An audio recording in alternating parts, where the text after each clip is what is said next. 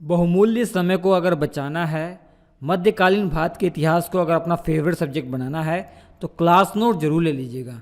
Class note से revision कीजिए और वीडियो देखिए। समय अपना बचाइए, समय को व्यर्थ ना कीजिए। वीडियो के डिस्क्रिप्शन में श्री एजुकेशन ऐप का लिंक है, श्री एजुकेशन ऐप डाउनलोड कर लीजिए, वहीं पे आपको क्लास नोट्स मिल जाएंगे। नमस्कार दोस्तों, मध्यकालीन भारत का इतिहास ये कोर्स चल रहा है, लेक्चर नंबर 13 होगा। मध्यकालीन भारत के इतिहास में जो हमारा चैप्टर चल रहा है वो दिल्ली सल्तनत चल रहा है। दिल्ली सल्तनत में कुल 5 वंश थे। पहला जो गुलाम वंश था वो अच्छे से मैंने पढ़ा दिया। अब हम खिलजी वंश की हमने शुरुआत कर दी थी, कुछ वीडियो पहले से ही आपको बता दिए गए हैं, पढ़ा दिए गए हैं कुछ लेक्चर।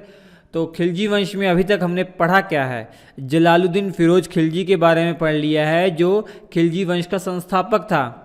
उसके बाद इसका भतीजा अलाउद्दीन खिलजी आया, इसके बारे में भी बहुत सारी जानकारी आपने ले ली है। पिछले 2 लेक्चर्स इसके बारे में मैंने पढ़ा दिया है। इसके जो विजय अभियान थे वो बहुत महत्वपूर्ण थे, वो ज़रूर पढ़ लीजिएगा।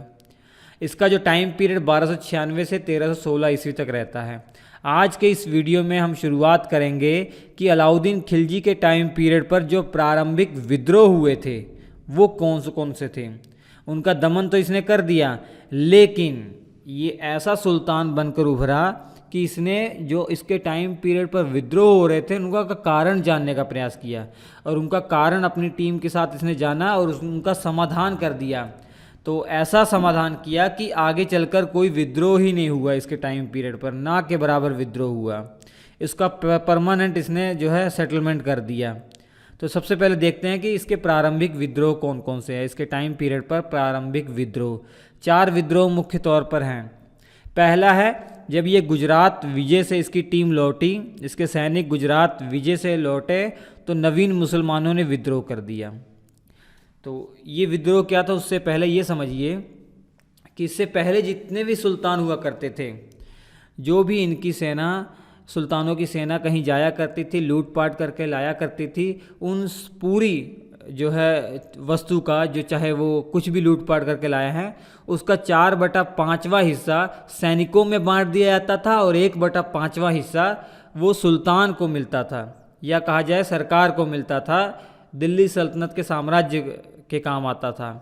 लेकिन अलाउद्दीन खिलजी ने उस पर परिवर्तन कर दिया।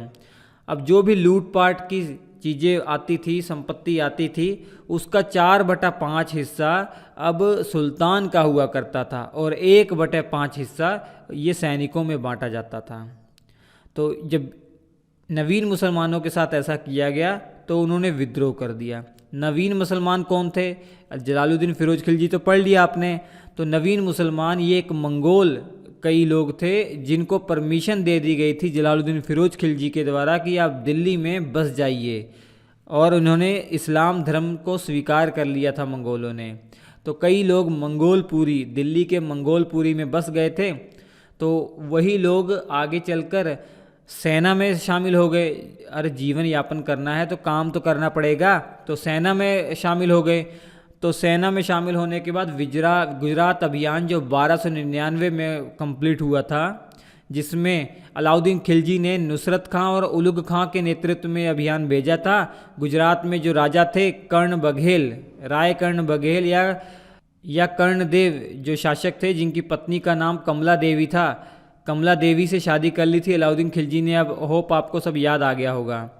तो उस अभियान के दौरान जब वापस लौटे नवीन मुसलमान, या इनकी सेना जो वापस लौटी तो इनको 1/5वां हिस्सा दिया गया। उसे खुम्स कहा जाता था। क्या कहा जाता था? उस संपत्ति को खुम्स कहा जाता था जो सैनिकों में बांटी जाती थी। जब 1/5वां हिस्सा दिया गया सैनिकों को, तो कई सैनिकों ने तो कोई विद्रोह नहीं किया, लेकिन जो नवीन मुसलमान थे इन्होंने विद्रोह कर दिया।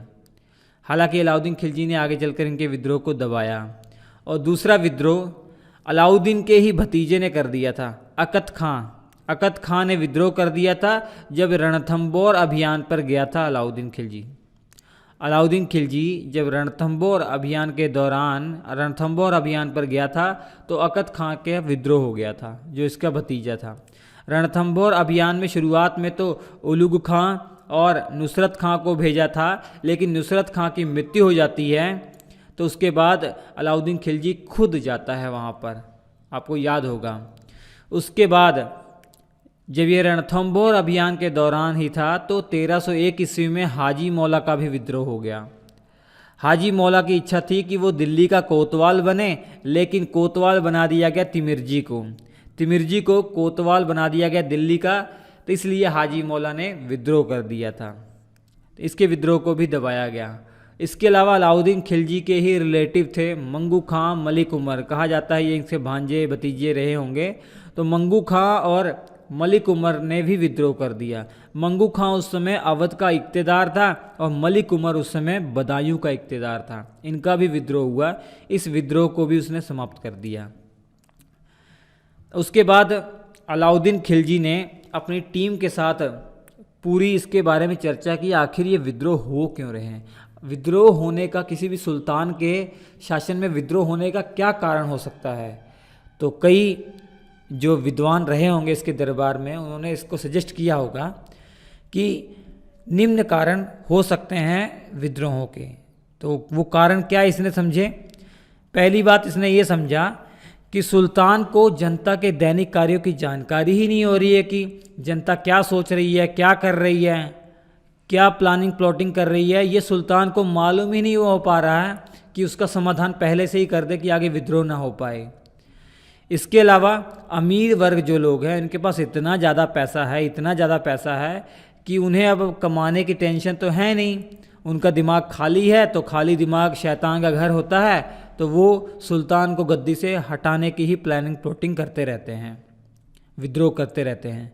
और लोग आपस में मिलकर जब शराब पीते हैं, लोग जो है ना शराब पीते हैं, तो भी सुल्तान के खिलाफ षड्यंत्र वो करते रहते हैं।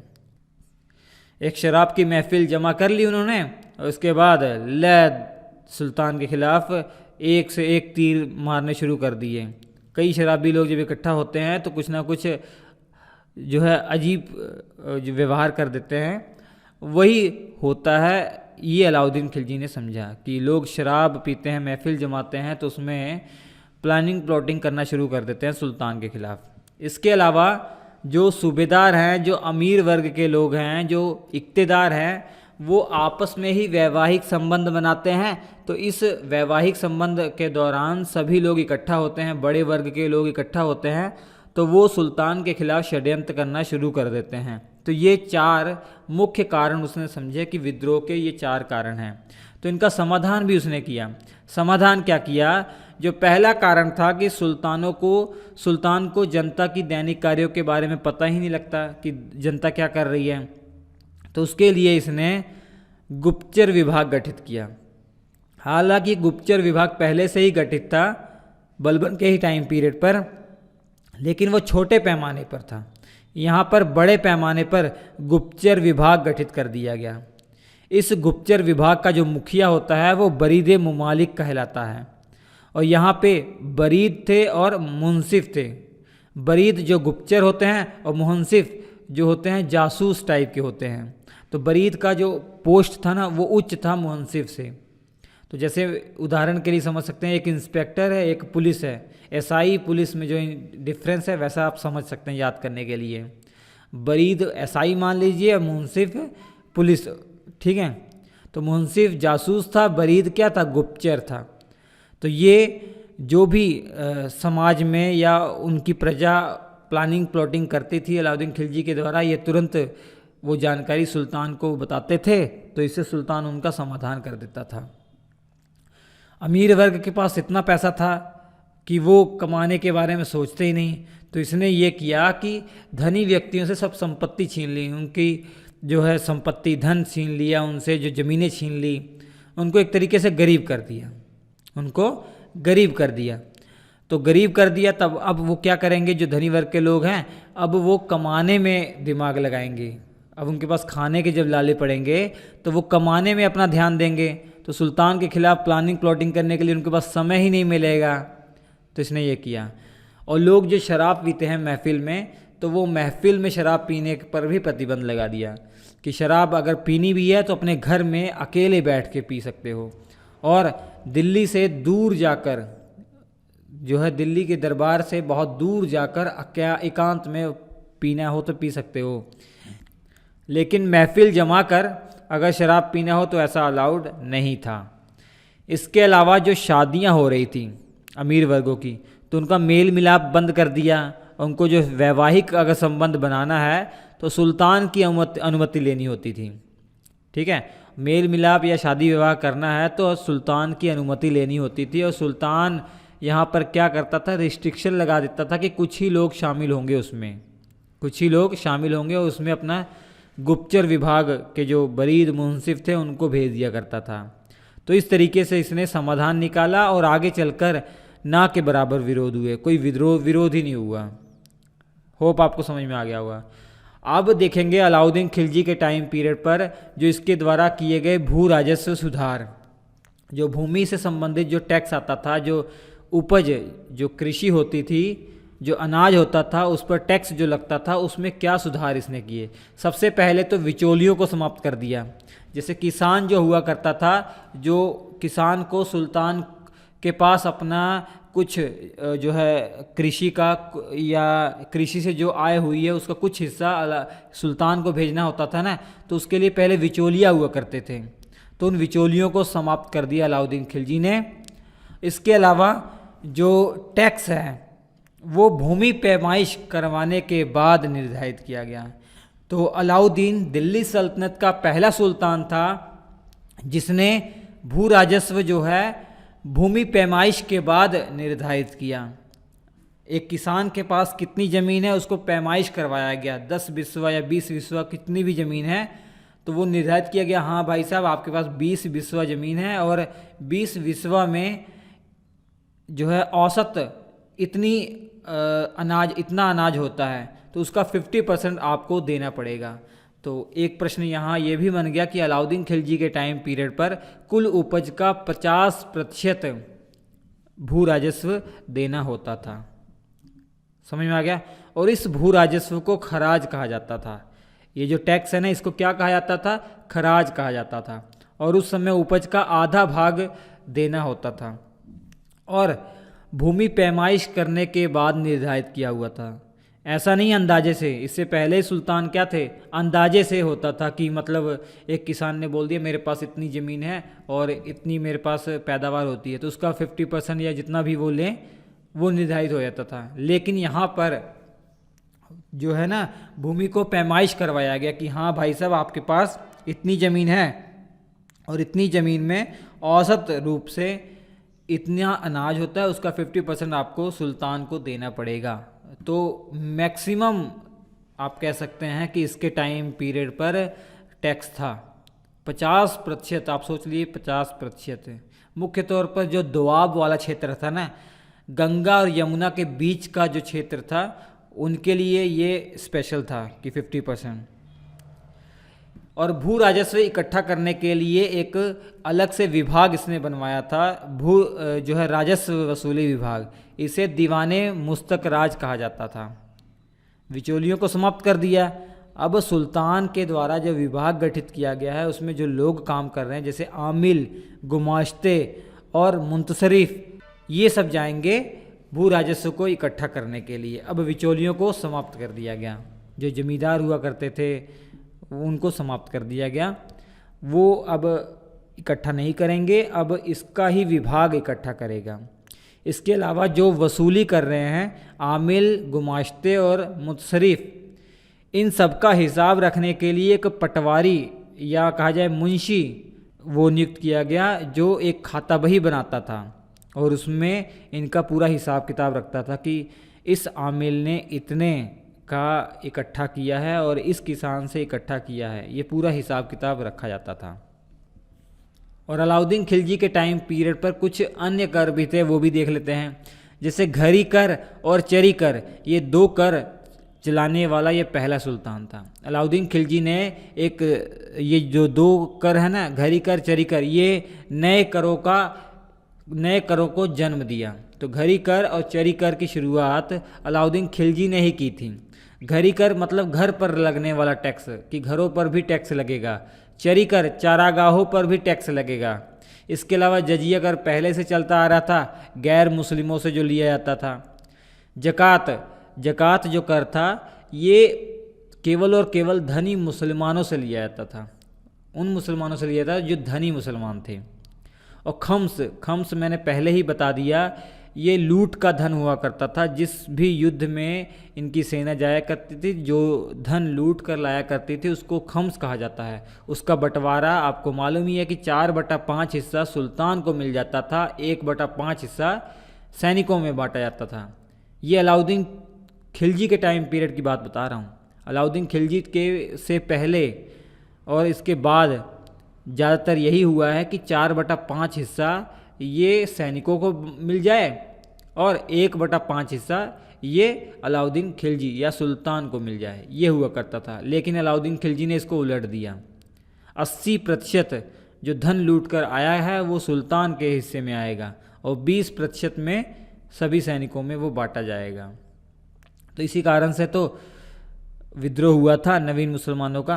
अब हम शुरुआत करने वाले बहुत महत्वपूर्ण टॉपिक, अलाउद्दीन खिलजी की बाजार व्यवस्था या बाजार नियंत्रण प्रणाली। एक अद्भुत प्रणाली उस समय इसने शुरुआत की थी, बाजार नियंत्रण प्रणाली। मतलब बाजार को कंट्रोल कर लिया था कि बाजार में सामान कितने में बिकेगा, इस पूरे को इसने कंट्रोल कर लिया था। तो सबसे पहले इसकी जानकारी हमें कहाँ मिलती है?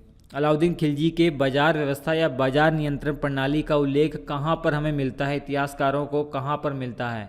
तो ये बर्नी के द्वारा, जियाउद्दीन बर्नी के द्वारा एक पुस्तक लिखी गई है, तारीख़ फ़िरोज़शाही, उसमें ये जानकारी मिलती है। इसके अलावा अमीर खुसरो, जो अलाउद्दीन खिलजी के दरबार में एक बहुत प्रमुख शायर कह सकते हैं आप या विद्वान कह सकते हैं, तो अमीर खुसरो के द्वारा लिखी गई एक पुस्तक है खजाइन उल फतू, उसमें भी इसकी जानकारी मिलती है। अब देखते हैं उस उद्देश्य क्या था, आखिर बाज़ार को कंट्रोल करने का इसका क्या उद्देश्य था। जो व्यापारी थे वहाँ पर बेचा करते थे, उनके प्राइस को कंट्रोल करने का इसका क्या उद्देश्य था कि मतलब चावल गेहूँ अब इतने ही दाम पर बिकेंगे, सबको इतना ही दाम देना पड़ेगा, इससे ऊंचा दाम या इससे कम कोई नहीं बेचेगा। ये क्यों करना पड़ा, उद्देश्य क्या था? तो देखिए, दिल्ली सल्तनत का अलाउद्दीन खिलजी ये पहला सुल्तान बना, इसने बहुत बड़ी सेना जो है गठित कर ली थी। 4,75,000 लगभग इसके सैनिक हो गए थे। और उस बड़ी सेना को रखने का मतलब यह है उनको वेतन तो देना पड़ता था।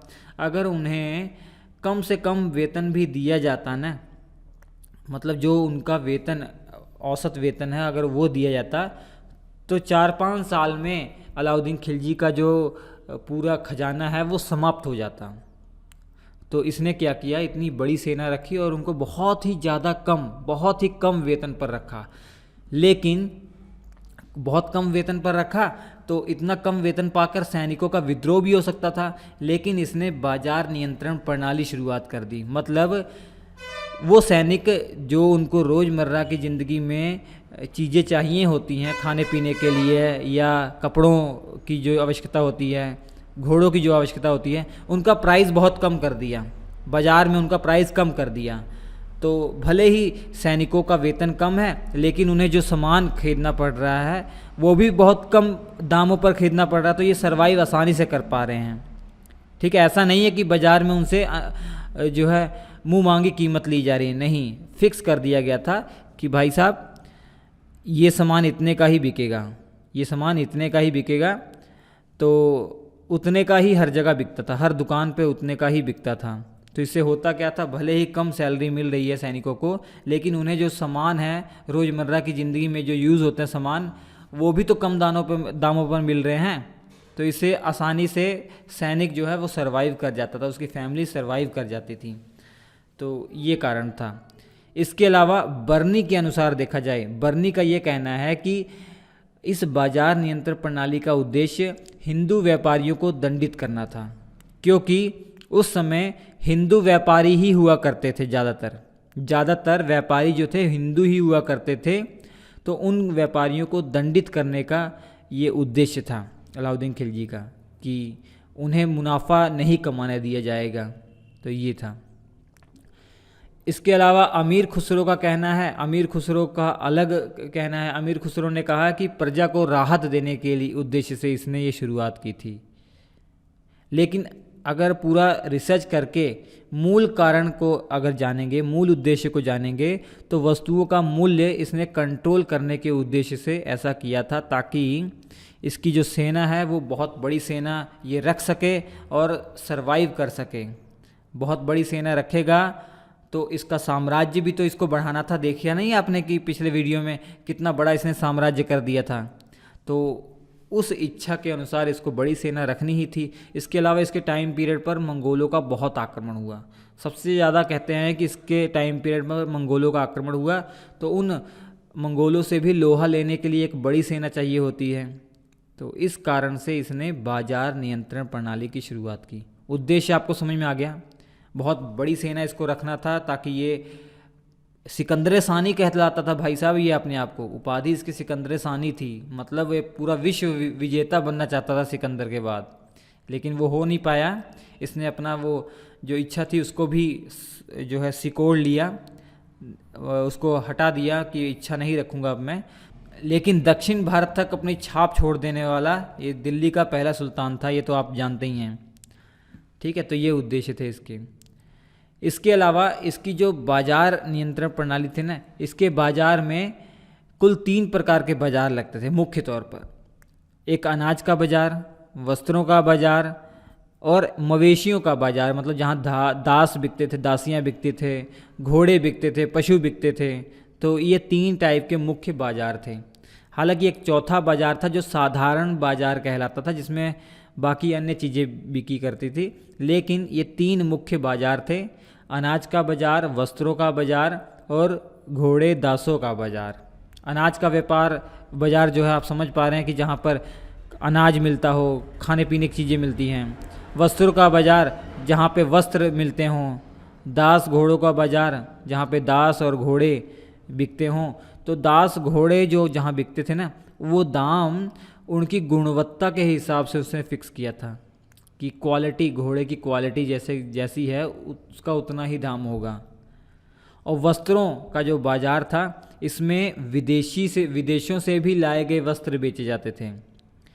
तो व्यापारियों को कहा गया था कि वो विदेशों से वस्त्र लाएं, यहाँ पर बेचें। उसके लिए सुल्तान ने उन्हें पहले से ही पैसे दे रखे थे। जैसे सब्सिडी आप समझ पा रहे हैं कि भले ही जो है विदेशों से वो कपड़े महंगे आ रहे हैं, यहाँ पर सस्ते ही बेचे जाएंगे, और जो उसका घाटा होगा वो सुल्तान के राजकोष से दिया जाएगा व्यापारियों को। तो ये सब व्यवस्था कर दी गई थी। तो ये मुख्य तौर पर 3 बाजार थे। अब ये बाजार नियंत्रण प्रणाली को कंट्रोल करने के लिए कुछ अधिकारियों की नियुक्ति तो होगी ही। तो बाजार में सब नहीं जाकर मुंह उठाए और सामान बेचने लग गए, नहीं, उसके लिए रजिस्ट्रेशन करवाना होता था। तो एक अधिकारी हुआ करता था शाहने मंडी, तो ये रजिस्ट्रेशन किया करता था। उसके अलावा गुप्तचर और मोहनियान जो जासूस थे, बरीद और मोहनियान जो पहले से थे ना, वो यहाँ भी उनको काम दिया गया कि वो पारदर्शिता को चेक करेंगे, कि मतलब जो दुकान वालों को फिक्स किया गया है कि भाई साहब आपको इतना ही रेट में बेचना है, क्या उतने ही रेट में बेच रहे हैं, कहीं महंगा तो नहीं बेच रहे हैं। अगर सुल्तान को पता लग जाता था कि किसी व्यक्ति ने कुछ कम नापा हुआ है या महंगी चीज़ें दे रहा है, तो उसको कड़ी से कड़ी सजा दिया करता था। ऐसा बताया जाता है कि जिस भी दुकानदार ने जितना कम तोला है, उतना ही मांस उसके शरीर से निकाल लिया जाता था। मान लीजिए 100 ग्राम कम तोला है, किसी व्यापारी ने किसी व्यक्ति को कुछ सामान दिया है, 100 ग्राम कम नापा है, तो उसके लिए उसको सज़ा क्या होगी, 100 ग्राम उसके शरीर से मांस निकाल लिया जाएगा। ऐसा बताया जाता है इतिहासकारों के द्वारा। नापतोल का अधिकारी नज़ीर हुआ करता था। इसके अलावा इस बाजार नियंत्रण प्रणाली का जो सर्वोच्च पद था, वो जो है व्यापार मंत्री हुआ करता था, जिसे दीवाने रियासत कहा जाता था। ठीक है, दीवाने रियासत बाजार व्यवस्था या बाजार नियंत्रण प्रणाली का सबसे सर्वोच्च पद हुआ करता था। तो होप आपको ये बाजार प्रणाली जो है, बाजार नियंत्रण प्रणाली अच्छे समझ में आ गया होगा। इसका क्या उद्देश्य था? मुख्य तौर पर उद्देश्य यही था कि लोगों को कम दाम पे चीज़ें मिले, और जो सैनिक हैं उनके परिवार वालों को कम दाम पे चीज़ें मिले, वो सरवाइव कर लें, भले उनको सुल्तान से कम सैलरी मिल रही हो, उसके लिए वो विरोध ना करें। और इसकी बड़ी सेना बनी रहे, इसका साम्राज्य विस्तार होता रहेगा, मंगोलों के आक्रमण को ये सामना करता रहेगा। तो ये सभी उद्देश्य थे, आपको समझ में आ गया होगा। अब अलाउद्दीन खिलजी के टाइम पीरियड पर इसने जो सैन्य सुधार किए वो क्या थे? सबसे पहले देख लीजिए, सैनिकों का हुलिया लिखने और घोड़ों को दागने की प्रथा प्रारंभ इसी ने की। ये देखिए, इसने नगद वेतन दिया था, सैनिकों को नगद वेतन देने वाला ये दिल्ली का पहला सुल्तान बना था। तो किसी भी सैनिक को 2 बार वेतन ना मिल जाए, एक ही सैनिक को 2 बार वेतन ना मिल जाए, तो इसलिए सैनिकों का हुलिया लिखा जाता था कि हाँ, इस सैनिक के नाक पर ये तिल है, इसका कान कटा हुआ है, या मतलब जो भी पहचान हुआ करती थी वो लिखा जाता था, ताकि एक सैनिक को एक ही बार वेतन मिले। इतनी बड़ी सेना है, सबका चेहरा तो याद होगा नहीं कि किसको कितनी सैलरी मिल रही है, इसलिए इसने हुलिया लिखने की प्रथा शुरू की सैनिकों की। और घुड़सवार जो हुआ करते थे, तो घुड़सवारों का वेतन अलग था, तो घोड़ों को दागने की प्रथा भी प्रारंभ की गई। ऐसा ना हो कि एक घुड़सवार को 2-3 बार वेतन मिल जाए, तो घोड़ों पर स्टाम्पिंग की गई, घोड़ों पर स्टाम्पिंग की गई, मोहर लगाई गई, ताकि एक घुड़सवार सैनिक को एक ही बार वेतन मिले। ठीक है। और स्थायी सेना गठित की गई। दिल्ली सल्तनत का पहला सुल्तान जिसने सैनिकों को नगद वेतन दिया और एक स्थायी सेना गठित की। ऐसा बताया जाता है इसकी सेना में लगभग उस समय 4,75,000 सैनिक थे। ठीक है। और सैनिकों को खुम्स का 1/5वां हिस्सा मिलता था। ये भी आपको मालूम है, खुम्स मतलब जो लूट का धन हुआ करता था उसका 20% ही मात्र सैनिकों में बांटा जाता था, बाकी 80% वो सुल्तान रख लिया करता था। अन्य तथ्य देख लेते हैं।